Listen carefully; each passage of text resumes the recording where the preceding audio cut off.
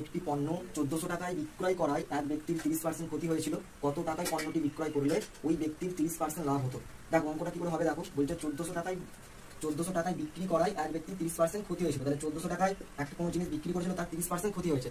সবসময় মনে রাখবে লাভ ক্ষতির অঙ্কেতে যদি ক্ষতি হয় তাহলে 100 থেকে বিয়োগ করবে, আর যদি লাভ হয় তাহলে 100 সাথে যোগ করবে। এখানে বলেছে 30% ক্ষতি হয়েছিল, তাহলে আমি 100 থেকে 30 বিয়োগ করবো। 100 থেকে যদি 30 বিয়োগ করি তার মানে হবে 70%। তাহলে 1400 টাকায় 30% ক্ষতি, 30% ক্ষতি মানে 100 থেকে 30 বিয়োগ মানে 70%। আর তারপরে বলছে কত টাকায় পণ্যটি বিক্রয় করলে ওই ব্যক্তির 30% লাভ হতো। আমি বললাম লাভ ক্ষতির অঙ্কে যদি ক্ষতি হয় তাহলে 100 থেকে বিয়োগ, যদি লাভ হয় তাহলে 100 সাথে যোগ। এখানে বলছে কত টাকায় বিক্রি করলে 30% লাভ হতো, তাহলে 30% লাভ মানে হচ্ছে 130, 100 সাথে 30 যোগ করবো, তাহলে সেটা আমরা গুণ করে দেবো, তার মানে 130%। এবার যদি আমরা কাটাকুটি করি তাহলে আমাদের অ্যান্সার চলে আসবে। এই শূন্য কেটে গেল, পার্সেন্টেজ কেটে যাবে। এখানে যদি আমরা কাটাকুটি করি 7 দুগুণে 14 আর দুটো শূন্য, আর 13 দুগুণে 26 আর দুটো শূন্য, তাহলে 2600 টাকা অ্যান্সার আসছে।